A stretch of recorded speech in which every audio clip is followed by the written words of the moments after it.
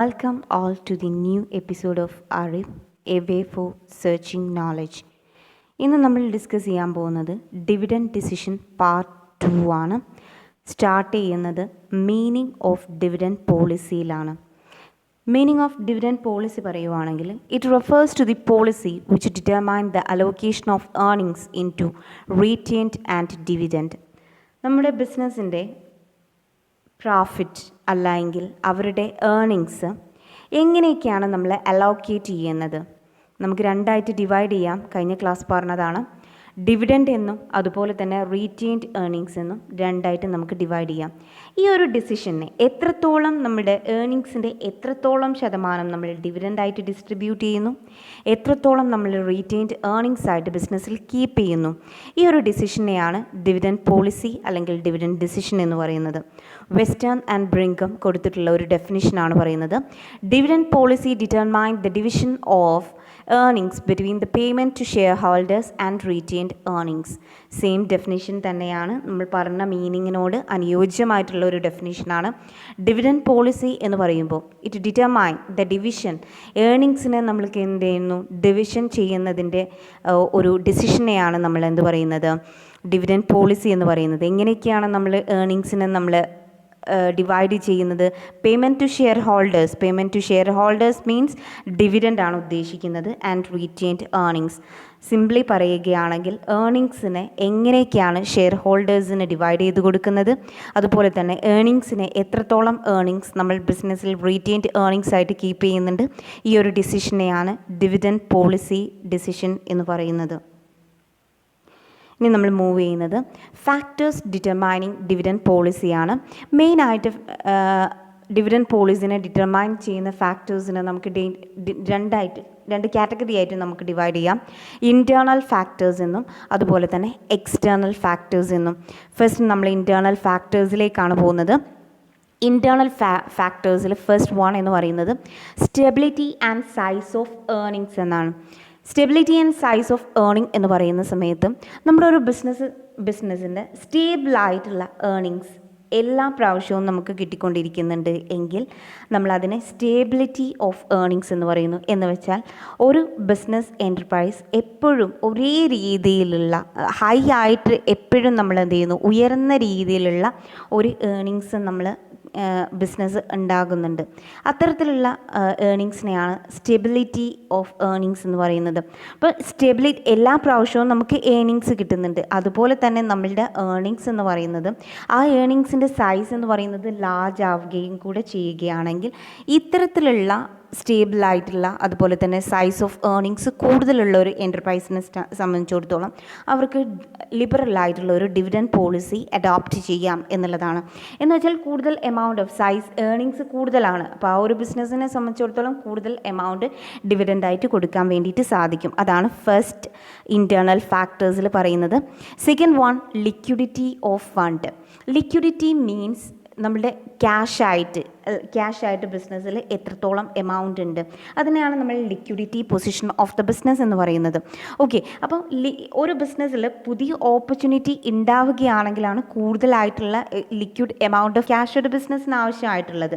ഇങ്ങനെ എന്തെങ്കിലും തരത്തിലുള്ള ഇൻവെസ്റ്റ്മെൻറ്റ് ഓപ്പർച്യൂണിറ്റി നിങ്ങളുടെ മുന്നിലുണ്ടെങ്കിൽ നമ്മൾ എന്ത് ചെയ്യണം, കൂടുതൽ എമൗണ്ട് നമ്മൾ റീറ്റെയിൻഡ് ഏർണിങ്സ് ആയിട്ട് വെക്കണം. റീറ്റെയിൻഡ് ഏർണിങ്സ് എന്ന് പറയുന്ന സമയത്ത് ഫ്യൂച്ചർ ഇൻവെസ്റ്റ്മെൻറ്റ് ഓപ്പർച്യൂണിറ്റി മീറ്റ് ചെയ്യാൻ വേണ്ടിയിട്ടുള്ള എമൗണ്ട് ആണ്. അപ്പോൾ ഇത് കൂടുതൽ എമൗണ്ട് ആയിട്ട് കീപ്പ് ചെയ്യണം എന്നുള്ളതാണ് ലിക്വിഡിറ്റി ഓഫ് ഫണ്ടിൽ നമ്മൾ ഉദ്ദേശിക്കുന്നത്. Third one, investment opportunity and shareholders preference. ഇപ്പോൾ തേർഡ് പോയിന്റിൽ പറയുന്നത് ഇൻവെസ്റ്റ്മെൻറ്റ് ഓപ്പർച്യൂണിറ്റിയും അതുപോലെ തന്നെ ഷെയർ ഹോൾഡേഴ്സിൻ്റെ പ്രിഫറൻസും ഈക്വലായിട്ട് അല്ലെങ്കിൽ ബാലൻസ്ഡ് ആയിട്ട് നമ്മൾ എന്ത് ചെയ്യണം, കീപ്പ് ചെയ്യണം. ഒരു ബിസിനസ്സിൻ്റെ അകത്ത് ഇൻവെസ്റ്റ്മെൻറ്റ് ഓപ്പർച്യൂണിറ്റി കൂടുതലായിട്ടുള്ള ഒരു സാഹചര്യമാകുന്ന സമയത്ത് കൂടുതൽ എമൗണ്ട് ഓഫ് റീറ്റെയിൻഡ് ഏർണിങ്സ് നമ്മൾ കീപ്പ് ചെയ്യണം. അതുപോലെ തന്നെ ഷെയർ ഹോൾഡേഴ്സ് എന്താണോ പ്രിഫർ ചെയ്യുന്നത് അതിന് കൂടി നമ്മൾ എന്ത് ചെയ്യണം, ഒരു മുൻകരുതൽ എടുക്കണം എന്നുള്ളതാണ് പറയുന്നത്. Fourth point, attitude of management toward control. Normally business control ചെയ്യുന്നത് ഷെയർ ഹോൾഡേഴ്സാണ്, അവരാണ് ബിസിനസ്സിൻ്റെ ഓണേഴ്സ് അല്ലേ. അപ്പോൾ ഇവർ കൺട്രോൾ ചെയ്യുന്ന സമയത്ത് ഇപ്പോൾ നമ്മൾ കൂടുതൽ എമൗണ്ട് ഓഫ് ഡിവിഡൻഡ് നമ്മൾ കൊടുത്തു. ഇങ്ങനെ കൂടുതൽ എമൗണ്ട് നമ്മൾ ഡിവിഡൻഡ് കൊടുക്കുകയാണെങ്കിൽ ബിസിനസ്സിൻ്റെ ബിസിനസ്സിൽ പുതിയൊരു ഓപ്പർച്യൂണിറ്റി വരുന്ന സമയത്ത് അവർക്ക് എന്ത് ചെയ്യാൻ പറ്റില്ല, ഇൻവെസ്റ്റ് ചെയ്യാൻ വേണ്ടി സാധിക്കില്ല. അപ്പോൾ പിന്നെയും കൂടുതൽ നമ്മൾ എന്ത് ചെയ്യണം, ഷെയർ വിറ്റിട്ട് കൂടുതൽ എമൗണ്ട് നമ്മൾ കളക്ട് ചെയ്യേണ്ടതായി, മൊബിലൈസ് ചെയ്യേണ്ടതായിട്ട് വരും അല്ലേ. അപ്പോൾ ഈ ഒരു സാഹചര്യം ഒഴിവാക്കാൻ വേണ്ടിയിട്ട് നമ്മൾ ചെയ്യേണ്ടത്, നമ്മൾ അല്ലെങ്കിൽ ബിസിനസ് ചെയ്യുന്നത് എന്താണെന്ന് വെച്ചാൽ അവർ കൂടുതൽ amount of retained earnings keep ചെയ്യുന്നു. അപ്പോൾ മാനേജ്മെൻറ്റ് കൂടുതൽ ഷെയർ ഹോൾഡേഴ്സ് ബിസിനസ് മാനേജ് ചെയ്യാൻ ഉദ്ദേശിക്കുന്നുണ്ട് എങ്കിൽ ബെസ്റ്റ് സൊല്യൂഷൻ എന്ന് പറയുന്നത് ഫ്യൂച്ചറിൽ എന്തെങ്കിലും ഇൻവെസ്റ്റ്മെൻറ്റ് ഓപ്പർച്യൂണിറ്റി ഉണ്ടെങ്കിൽ കൂടുതൽ എമൗണ്ട് ഓഫ് റീറ്റെയിൻഡ് ഏർണിങ്സിൽ ബിസിനസ്സിൽ കീപ്പ് ചെയ്യുക എന്നുള്ളതാണ്. 5th പോയിൻ്റ് എന്ന് പറയുന്നത് പാസ്റ്റ് ഡിവിഡൻഡ് റേറ്റ്. പാസ്റ്റിൽ എങ്ങനെയൊക്കെയായിരുന്നു ഡിവിഡൻഡ് കൊടുത്തിട്ടുണ്ടായിരുന്നത്, അതൊന്ന് നോക്കിയിട്ട് വേണം നമ്മൾ എന്ത് ചെയ്യാൻ, ഈ പ്രാവശ്യമുള്ള ഡിവിഡൻഡ് നമ്മൾ ഡിവിഡൻഡ് ഡിസിഷൻ എടുക്കാൻ വേണ്ടിയിട്ട്. 6th point ability to borrow. ബിസിനസ്സിന് എത്രത്തോളം എബിലിറ്റി ഉണ്ട്, എത്രത്തോളം കടം വാങ്ങാനുള്ള എബിലിറ്റി ഉണ്ട്, ഫിനാൻഷ്യൽ ഇൻസ്റ്റിറ്റ്യൂഷൻ ഈ ഒരു ബിസിനസ്സിന് കടം കൊടുക്കാൻ ചാൻസ് ഉണ്ടോ ഇല്ലയോ, അവർക്ക് കടമായിട്ട് കിട്ടോ ഇല്ലയോ എന്നൊക്കെ ആ ഒരു ഡെസിഷനാണ് എബിലിറ്റി ടു ബോറോ എന്ന് പറയുന്നത്. നോർമലി ഒരു ലാർജ് എൻ്റർപ്രൈസ് ആണെങ്കിൽ കൂടുതൽ എമൗണ്ട് ഓഫ് എന്ത് ചെയ്യും, അവർക്ക് ബോറോ ചെയ്യാനുള്ള ചാൻസ് കൂടുതലാണ്.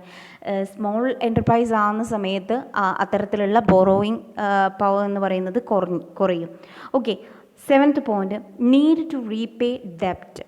കൂടുതൽ എമൗണ്ട്, ഇപ്പം നമ്മൾ ഒരുപാട് ബിസിനസ്സിൽ കടം വാങ്ങിയിട്ടുണ്ട്, കൂടുതൽ എമൗണ്ട് ബിസിനസ് കടം വാങ്ങിയിട്ടുണ്ട്. അപ്പോൾ ബിസിനസ് കൂടുതൽ എമൗണ്ട് കടം വാങ്ങുന്ന സമയത്ത് അവർക്ക് കൊടുക്കാനുള്ള ഒരു സാഹചര്യം വരുമ്പോൾ റീറ്റെയിൻഡ് ഏർണിങ്സ് കൂടുതലായിട്ട് കീപ്പ് ചെയ്യണം, എങ്കിൽ മാത്രമേ എന്ത് ചെയ്യാൻ പറ്റുള്ളൂ, അതിൽ എടുത്തിട്ട് അതിൻ്റെ ഡ്യൂ ഡേറ്റ് ആകുന്ന സമയത്ത്, ഡെപ്റ്റിൻ്റെ ഡ്യൂ ഡേറ്റ് ആകുന്ന സമയത്ത് നമുക്ക് കൊടുക്കാൻ വേണ്ടിയിട്ട് സാധിക്കുകയുള്ളൂ. അതാണ് നീഡ് ടു റീപേ ഡെപ്റ്റ്. എത്രത്തോളം എമൗണ്ട് ഇപ്രാവശ്യം നമ്മൾ കൊടുക്കണം എന്നതിന്, നമ്മളുടെ ഡെപ്റ്റ് എത്രത്തോളം ഡ്യൂ ആയിട്ട് അത് എത്രത്തോളം കൊടുക്കാനായിട്ടുണ്ട് എന്ന് നോക്കിയിട്ട് വേണം നമ്മൾ എന്ത് ചെയ്യാൻ, ഡിവിഡൻഡ് കൊടുക്കാൻ വേണ്ടിയിട്ട്. ഇത്രയ്ക്കാണ് ഇൻറ്റേർണൽ ഫാക്ടേഴ്സിൽ വരുന്നത്. അപ്പോൾ ഫസ്റ്റ് നമ്മൾ പറഞ്ഞത് stability and size of earning ആണ്. എത്രത്തോളം സ്റ്റെബിലിറ്റി ഉണ്ട്, അതുപോലെ തന്നെ ഏർണിങ്സ് എത്രത്തോളം സൈസിലുണ്ട്, ഏർണിങ്സ് എത്രത്തോളം വരുന്നുണ്ട്, അതിൻ്റെ ലാർജ് എമൗണ്ട് ഓഫ് ഏർണിങ്സ് ആണോ അല്ലെങ്കിൽ കുറഞ്ഞിട്ടാണോ വരുന്നത്, അതിനാണ് ഫസ്റ്റ് ഡിസിഷൻ. സെക്കൻഡ് എന്ന് പറയുന്നത് ലിക്വിഡിറ്റി ഓഫ് ഫണ്ട്. എത്രത്തോളം എമൗണ്ട് ബിസിനസ്സിൽ കീപ്പ് ചെയ്യേണ്ട ആവശ്യമുണ്ട് എന്ന് നോക്കിയിട്ട് വേണം നമ്മൾ ഡിവിഡൻഡ് ഡിസിഷൻ എടുക്കാൻ വേണ്ടിയിട്ട്. 3rd പോയിന്റ് പറയുന്നത് investment opportunity and shareholders preference ആണ്. Investment opportunities and shareholders preference. Okay. Investment opportunity കൂടുതലായിട്ട് പുതിയ എത്രത്തോളം ഇൻവെസ്റ്റ്മെൻറ്റ് ഓപ്പർച്യൂണിറ്റി ഉണ്ട്, അതുപോലെ തന്നെ ഷെയർ ഹോൾഡേഴ്സിൻ്റെ പ്രിഫറൻസ് എന്തൊക്കെയാണ്. 4th one attitude of management toward control. കൂടുതൽ കൺട്രോൾ ചെയ്യണം എന്ന് ഷെയർ ഹോൾഡേഴ്സ് ഉദ്ദേശിക്കുകയാണ്, ബിസിനസ് കൂടുതൽ കൺട്രോൾ ചെയ്യണം എന്ന് ഉദ്ദേശിക്കുകയാണെങ്കിൽ അവർക്ക് കൂടുതൽ എമൗണ്ട് ഓഫ് റീറ്റെയിൻഡ് ഏർണിങ്സ് ബിസിനസ്സിൽ കീപ്പ് ചെയ്യാം. പാസ്റ്റ് ഡിവിഡൻഡ് റേറ്റ്സ് എങ്ങനെയൊക്കെയായിരുന്നു, അതുപോലെ തന്നെ ബിസിനസ്സിൻ്റെ എബിലിറ്റി എന്താണ്, ബോറോവും ചെയ്യാനുള്ള എബിലിറ്റി എത്രത്തോളം ഉണ്ട്, അതുപോലെ തന്നെ നീഡ് ടു റീപേ ഡെപ്റ്റ് എത്രത്തോളം റീപേ ചെയ്യാനുള്ള സാഹചര്യം ആയിട്ടുണ്ട്, അത് ഡ്യൂ ഡേറ്റ് ആയിട്ടുണ്ടോ ഇല്ലയോ, ഇത്രയൊക്കെ കാര്യങ്ങളാണ് നമ്മൾ ഇൻറ്റേർണൽ ഫാക്ടേഴ്സിൽ നമ്മൾ പറഞ്ഞത്. ഇനി നമ്മൾ മൂവ് ചെയ്യുന്നത് എക്സ്റ്റേണൽ ഫാക്ടേഴ്സിലോട്ടാണ്. എക്സ്റ്റേണൽ ഫാക്ടേഴ്സിൻ്റെ ഡിവിഡൻഡ് പോളിസിനെ സ്വാധീനിക്കുന്ന എക്സ്റ്റേണൽ ഫാക്ടേഴ്സാണ് നമ്മൾ ഡിസ്കസ് ചെയ്യാൻ പോകുന്നത്. ഫസ്റ്റ് വൺ ട്രേഡ് സൈക്കിളാണ്. നിങ്ങൾക്കറിയാം, ഒരു ബിസിനസ്സിൻ്റെ ട്രേഡ് സൈക്കിൾ എന്ന് പറയുമ്പോൾ ഇൻട്രൊഡക്ഷൻ, അതുപോലെ തന്നെ അതിൻ്റെ growth, boom period, saturation, declining, ഇങ്ങനെയാണ് നമ്മളുടെ ട്രേഡ് സൈക്കിൾ പോകുന്നത്. അപ്പോൾ ഓരോ സാഹചര്യങ്ങളിലും ട്രേഡ് സൈക്കിളിൻ്റെ ഓരോ സാഹചര്യങ്ങളും ഓരോ രീതിയിലായിരിക്കണം ഡിവിഡൻഡ് പോളിസിയുടെ ഡിസിഷൻ ഉണ്ടാവേണ്ടത് എന്നുള്ളതാണ് എക്സ്റ്റേണൽ ഫാക്ടേഴ്സിൽ ഫസ്റ്റ് വൺ സൂചിപ്പിക്കുന്നത്. ഇപ്പോൾ ജസ്റ്റ് എക്സാമ്പിൾ ആക്കിയിട്ട് എടുക്കുകയാണെങ്കിൽ നമ്മൾ ഇൻഫ്ലേഷൻ സ്റ്റേജാണ്. ഇൻഫ്ലേഷൻ സ്റ്റേജിൽ നമ്മളൊരു അസറ്റ് നമ്മൾ മാറ്റാൻ വേണ്ടിയിട്ട് ഉദ്ദേശിക്കുന്നുണ്ട്. ഇങ്ങനെ മാറ്റാൻ വേണ്ടിയിട്ട് നമ്മൾ ഉദ്ദേശിക്കുന്ന സമയത്ത് നമ്മൾ നേരത്തെ മുൻകൂട്ടി വെച്ചിട്ടുണ്ടായിരുന്ന ഡിപ്രീസിയേഷൻ്റെ എമൗണ്ട് പോരാണ്ട് വരും. നിങ്ങൾക്കറിയാം, ഇൻഫ്ലേഷൻ്റെ ടൈമിൽ എന്തായിരിക്കും, പ്രോഡക്റ്റിന് വില കൂടുതലായിരിക്കും. അപ്പോൾ നേരത്തെ നമ്മൾ കളക്ട് ചെയ്ത് വെച്ചിട്ടുണ്ടായിരുന്ന ഡിപ്രീസിയേഷൻ്റെ എമൗണ്ട് ഈ ഒരു അസറ്റ് റീപ്ലേസ് ചെയ്യാൻ ഇല്ലാണ്ട് വരുന്ന സാഹചര്യം ഉണ്ടാകുന്ന സമയത്ത് നമുക്ക് കൂടുതൽ എമൗണ്ട് ഓഫ് ഡിവിഡൻഡ് എന്ത് ചെയ്യേണ്ടത്, ഈ ഒരു സാഹചര്യം ഇൻഫ്ലേഷൻ പീരീഡ് ആവുന്ന സമയത്ത് അസറ്റ് നമ്മുടെ മുന്നിലുണ്ട്, അസറ്റ് നമുക്ക് റീപ്ലേസ് ചെയ്യണം എന്നുള്ളത്. അപ്പോൾ കൂടുതൽ എമൗണ്ട് ഓഫ് നമ്മൾ എന്ത് ചെയ്യണം, റീറ്റെയിൻഡ് ഏർണിങ്സ് കീപ്പ് ചെയ്യേണ്ടതായിട്ട് വരും. സെക്കൻഡ് പോയിന്റ് എന്ന് പറയുന്നത് ലീഗൽ റിക്വയർമെൻ്റ് ആണ്. എന്തൊക്കെയാണ് ലീഗൽ റിക്വയർമെൻറ്റ് എന്ന് പറയുന്നത്? ഡിവിഡൻഡ് പോളിസിനെ സ്വാധീനിക്കുന്ന ലീഗൽ റിക്വയർമെൻറ്റ്സ് എന്തൊക്കെയാണ്? First one, dividend can be paid out of profit not from capital. നമ്മൾ ഒരിക്കലും ക്യാപിറ്റലിൽ നിന്ന് എടുത്തിട്ട് എന്ത് ചെയ്യരുത്, നമ്മൾ ഡിവിഡൻഡ് കൊടുക്കരുത്. ബിസിനസ്സിൻ്റെ അകത്ത് പ്രോഫിറ്റ് ഉണ്ടെങ്കിൽ മാത്രം എന്ത് ചെയ്താൽ മതി, ഡിവിഡൻഡ് കൊടുത്താൽ മതി. Okay, second legal requirement, the company can declare and paid dividend out of the past year profit. ബിസിനസ്സിൻ്റെ അകത്തുള്ള പാസ്റ്റ് ഇയർ പ്രോഫിറ്റ് നമ്മളൊന്നിനും യൂസ് ചെയ്യാണ്ട് ഇപ്പോഴും നിലവിലുണ്ടെങ്കിൽ അതെന്ത് ചെയ്യാം, അതെടുത്തിട്ട് നമുക്ക് ഡിവിഡൻഡായിട്ട് കൊടുക്കാം. ഇനി തേർഡ് പോയിന്റ് പറയുന്നത് 10% of profit should be transfer to reserve. എപ്പോഴും നമ്മൾ പ്രോഫിറ്റിൻ്റെ ഒരു 10% എങ്കിലും എന്ത് ചെയ്യണം, നമ്മൾ റിസർവിലേക്ക് മാറ്റിയിട്ടുണ്ടാവണം. അല്ല എങ്കിൽ എന്ത് ചെയ്യുന്നില്ല, ബിസിനസ്സിൻ്റെ തീരെ റിസർവ് ഒരു ഫ്യൂച്ചർ അൺസർട്ടനിറ്റി മീറ്റ് ചെയ്യാൻ നമ്മളുടെ അടുത്ത് തീരെ ക്യാഷ് ഇല്ലാണ്ട ഒരു സാഹചര്യം വരും. ഓക്കെ, അപ്പോൾ അതാണ് പറയുന്നത്. Next, dividend is payable in cash. Dividend സാധാരണ രീതിയിൽ നോർമലി നമ്മൾ ഡിവിഡൻഡ് കൊടുക്കുന്നത് ക്യാഷ് ആയിട്ട് കൊടുക്കുന്നതാണ് ബെറ്റർ എന്നുള്ളതാണ് എന്ത് ചെയ്യുന്നത്, ഈ ലീഗൽ റിക്വയർമെൻറ്റിൽ സൂചിപ്പിക്കുന്നത്. Third one, corporate tax. എത്രത്തോളം എമൗണ്ട് ഓഫ് ടാക്സ് നമ്മൾക്ക് കൊടുക്കണം എന്നുള്ളതിൻ്റെ ഡിസിഷൻ, ആ ഒരു ഫാക്ടർ എന്ത് ചെയ്യും, നമ്മുടെ ഡിവിഡൻഡ് പോളിസിനെ അഫക്റ്റ് ചെയ്യും. ഇപ്പോൾ സാധാരണ രീതിയിൽ നമ്മൾ പറയുകയാണെങ്കിൽ ഡിവിഡൻഡിൻ്റെ ടാക്സ് എന്ന് പറയുന്നത് ഹൈ എമൗണ്ട് ആണ്. എന്നാൽ റീറ്റെയിൻഡ് ഏർണിങ്സിൻ്റെ ടാക്സ് എന്ന് പറയുന്നത് ലോ ആണ്. കുറച്ച് കമ്പാരിറ്റീവ്ലി ഡിവിഡൻഡിനെ അപേക്ഷിച്ച് നോക്കുന്ന സമയത്ത് അതിൻ്റെ ടാക്സ് റേറ്റ് എന്ന് പറയുന്നത് ലോ ആണ്. അപ്പോൾ ഇത്തരത്തിലുള്ള ഡിസിഷൻ മുഴുവൻ എന്ത് ചെയ്യും, നമ്മളുടെ ഡിവിഡൻഡ് പോളിസിനെ, ഒരു കമ്പനിയുടെ ഡിവിഡൻഡ് പോളിസിനെ സ്വാധീനിക്കും. ഇനി fourth one, general state of economy. എക്കോണമിയുടെ നിലവിലുള്ള സാഹചര്യം എന്താണ്? നിങ്ങൾക്കറിയാം, ഇപ്പോൾ കൊറോണ വൈറസിൻ്റെ ഒരു സാഹചര്യമാണ് നിലവിൽ. എക്കോണമിയുടെ സാഹചര്യം എന്ന് പറയുന്നത് വളരെ വീക്കായിട്ടുള്ളൊരു സ്റ്റേജാണിപ്പോൾ. അപ്പോൾ നമ്മൾ കൂടുതൽ ഇപ്പോൾ ബിസിനസ്സൊക്കെ ഡള്ളായിക്കൊണ്ടിരിക്കുന്ന ഒരു സിറ്റുവേഷനിലൂടെയാണ് നമ്മൾ മൂവ് ചെയ്തുകൊണ്ടിരിക്കുന്നത്. അപ്പോൾ കൂടുതൽ എമൗണ്ട് ഓഫ് റീറ്റെയിൻഡ് ഏർണിങ്സ് നമ്മൾ ബിസിനസ്സിൽ കീപ്പ് ചെയ്താൽ മാത്രമേ നമുക്കിപ്പോൾ പിടിച്ചു നിൽക്കാൻ പറ്റുള്ളൂ. അതാണ് എന്ത് ചെയ്യുന്നത്, ജനറൽ സ്റ്റേറ്റ് ഓഫ് എക്കോണമി. എക്കോണമിയിലുള്ള നിലവിലുള്ള സ്റ്റേറ്റ് എന്താണ് അതറിഞ്ഞിട്ട് വേണം നമ്മൾ ഡിവിഡൻഡ് പോളിസിനെ നമ്മൾ എന്ത് ചെയ്യാൻ, എത്രത്തോളം ഡിവിഡൻഡ് കൊടുക്കണം, എത്രത്തോളം റീറ്റെയിൻഡ് ഏർണിങ്സ് ആയിട്ട് നമ്മൾ കീപ്പ് ചെയ്യണം എന്നുള്ള തീരുമാനം എടുക്കാൻ. നെക്സ്റ്റ് ഫിഫ്ത്ത് വണ്ണിലേക്ക് പോവാം. Condition in the capital market.